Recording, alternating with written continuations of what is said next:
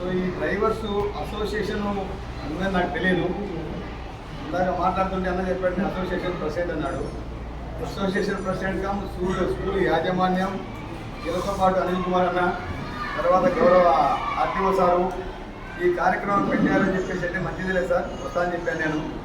విషయం ఏమంటే ఎట్లాగూ పనిలో పని మాకు కూడా గవర్నమెంట్ ఒక 1 month ప్రోగ్రామ్ ఇచ్చింది. సాల్వ్ చేసుకోవాల్సి మాకు తెలుసు. 1 month program government 1 month program ఇచ్చింది, అది సార్కు తెలుసు. ప్రతిరోజు ఒక కార్యక్రమం అవేర్నెస్ కింద డ్రైవర్లకు కానీ పబ్లిక్ కానీ రోజువారీ ప్రోగ్రామ్ వచ్చింది. ఈ రోజు కూడా క్విజ్ ప్రోగ్రామ్ పెట్టమంటే స్కూల్లో ఆల్రెడీ గవర్నమెంట్ స్కూల్ సంబంధించి ఆల్రెడీ పోయి వచ్చాం. అదృష్టానికి ఇక్కడ మేము పనిచేస్తున్నాం. ఇక్కడ పనిచేసేటప్పుడు అన్నా వాళ్ళు కానీ స్కూల్ యాజమాన్యం కావచ్చు, ఈవెన్ గవర్నమెంట్ స్కూల్ కావచ్చు, లేదా బ్లూమూల్ కావచ్చు, ఎవరు కూడా మేము అడుగుతానే పలానా రోజు పలానా ప్రోగ్రామ్ పెట్టుకుంటాము, మీ పిల్లలు కొంచెం ఎంగేజ్ చేయాల్సి వస్తుందంటే ఖచ్చితంగా వాళ్ళు ఎప్పుడైనా రెడీ అంటున్నారు. అదొక హ్యాపీ. రెండోది ఏంటంటే ఎలాగో మన last 1 week back 10 days back ఇదే ప్రోగ్రాంలో భాగంగా నేను వచ్చాను ఒకసారి మీ అందరితో కూడా మాట్లాడాను. పదే అదే విషయాలు చెప్పడం ఎందుకని కాదు, కానీ ఒక 3-4 ఇష్యూస్. నెంబర్ 1, మన టౌన్ సంబంధించి కాస్త ఇరుకైన సిటీ టౌన్, ప్రధాన రహదారులు తప్ప మిగతాన్ని కూడా ఇబ్బంది కలుగుతుంది. ఎక్కువ స్కూల్ బస్సులు మార్నింగ్ కానీ ఈవినింగ్ కానీ స్కూల్ బస్సులు వచ్చే టైంలో కాస్త జాగ్రత్తగా కొంచెం సహనం ఉండాలని నా రిక్వెస్ట్. మీరు పబ్లిక్తో కొట్టాలన్నా లేదా చిన్న వాహనాలతో కొట్టాలన్నా కూడా అల్టిమేట్గా మీదే తప్పు కింద వాళ్ళు క్రియేట్ చేస్తారు. కొన్ని భారీ వాహనాలు వస్తూ ఉంటాయి, దాంతోపాటు మనకి కూడా పెద్ద బస్సులు చాలా సందులు కూడా వెళ్తూ ఉన్నాయి. సుమారుగా బస్సులు ఎక్కువ సంఖ్యలోనే ఉన్నాయి. ఎక్కువ ఎర్లీ మార్నింగ్ 8 నుండి 9:30 వరకు క్రికెట్ ఆడుతుంటాం, ఈవినింగ్ 4 నుండి 5:30 వరకు, అప్పుడు ఇబ్బంది ఉంటుంది.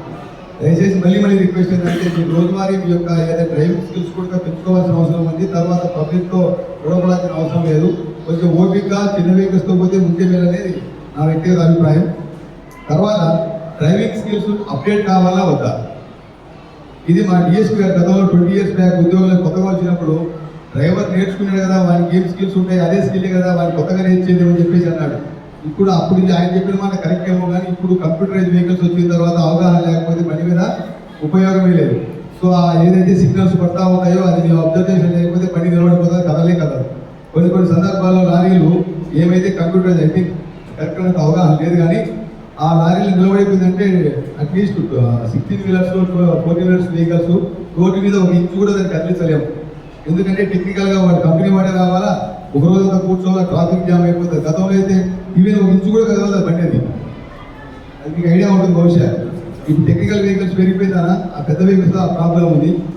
అదొకటి. ఇంకొకటి వచ్చేసి సో సులభంగా మాట్లాడే పేరు, ఒకరు తప్పు చేస్తే అందరికీ అంతకంటే దాంట్లో పోలీసులకు డ్రైవర్లకు ముందుంటాం. మనం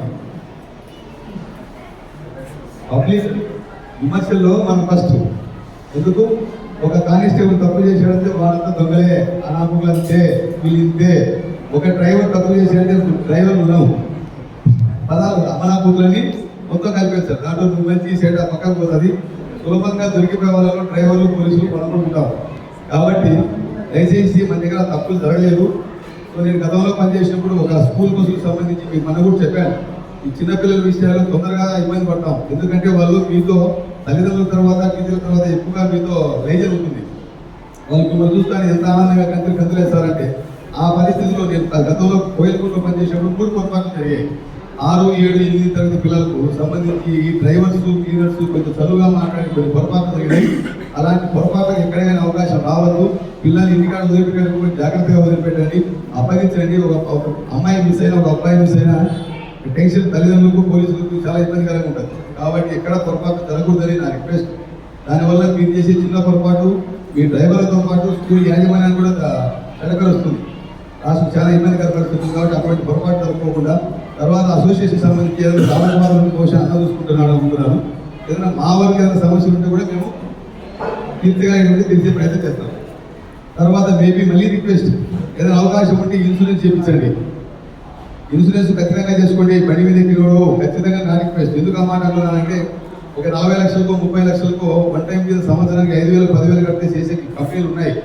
మన టైం ఇప్పుడు మంచిది కాదు, ఏ టైంలో ఏం జరుగుతుందో తెలియదు. కాబట్టి బండి మీద ఎక్కిన తర్వాత ఇంటికాడ రేపు అనుగానం జరిగి ప్రమాదాలు లోనైనప్పుడు ఇంట్లో వాళ్ళు కనీసం నేను గుర్తు పెట్టుకోవాలంటే వాళ్ళకి 20 లక్షలు 30 లక్షలు 50 లక్షలు వచ్చే విధంగా ఉంటే నేను గుర్తు పెట్టుకుంటాను. లేకపోతే ఆ ఫోటో తీసి పక్కన వేసేస్తారు. కాబట్టి అలాంటి పరిస్థితి రాకుండాలంటే మన సేఫ్టీతో గురించి చూసుకోవాలని నా రిక్వెస్ట్. ఇంకేమైనా ఇంపార్టెంట్ ఉన్నాయా? సంబంధించి మనకు ఆల్రెడీ బహుశా తొందరలోనే మనకి ఏదైతే వెహికల్స్ కాస్త బైపాస్ తొందరలోనే ఓపెన్ అవుతుంది అంటున్నారు. అదైతే కొంచెం కదిరికి ట్రాఫిక్ సమస్య ఎదుర్కొనే అవకాశాలు ఉన్నాయి. సో గూడ్స్ వెహికల్స్ కూడా ఎక్కువ శాతం లాంగ్ వెహికల్స్ ఉంటే ఎక్కువ వేరే స్టేట్ కూడా వెళ్తూ ఉంటారు. రీసెంట్గా మన ఒక ఇష్యూ చీట అసోసియేషన్ వాళ్ళు వచ్చారు నా దగ్గరికి, లారీ అసోసియేషన్ వాళ్ళు.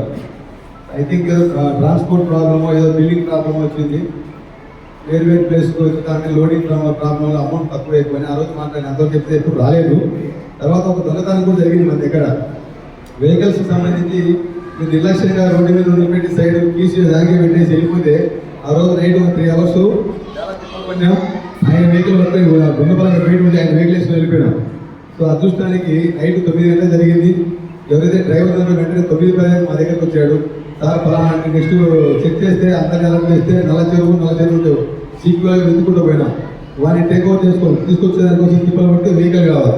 ఈయన వెహికల్ బయట ఉన్నది, అన్న వెహికల్. ఆయన చెప్పలేదు, వెళ్ళిపోయినాం.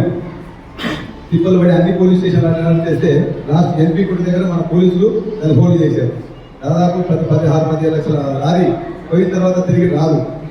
మీరు కేర్ తీసుకోవాల్సిందే. ఆ భయం అంతా కర్ణాటక వెళ్ళిపోతే ప్లాస్టిక్ వేసి మొత్తం మన ఎల్లుండి కల ఏం అనిపిస్తుంది అంట బండి. కర్ణాటక సైడ్ పోతే 2 రోజు బండి ఉన్నది పాస్ ఉన్నవాట. అక్కడ పోయింది టెన్షన్. అదృష్టానికి వాడు కడపవాడు ఏదో కొన్ని సమస్యలు కూడా ఇట్లా తీసుకెళ్ళిపోయినాడు. సో దొరికింది. సో బండి విషయంలో నెగ్లెక్ట్ చేయొద్దు, రూల్స్ పాటించండి. ఇంటికాడ భార్య పిల్లలు మన కోసం ఉండాలి ఒకటి మనసులో ఎప్పుడు ఉండాలా. సెల్ ఫోన్ తక్కువ వాడితే మంచిది. ఈ యొక్క కాన్సన్ట్రేషన్ దెబ్బతింటుంది. ఎవడో అప్లోడ్ ఫోన్ చేస్తాడు, ఇంటికాడ భార్య ఫోన్ చేస్తాడు, ఎన్నో సమస్యలు ఉంటాయి. ఆ సమస్యలు ఆ కోపం మీద రిఫ్లెక్ట్ అవుతుంది.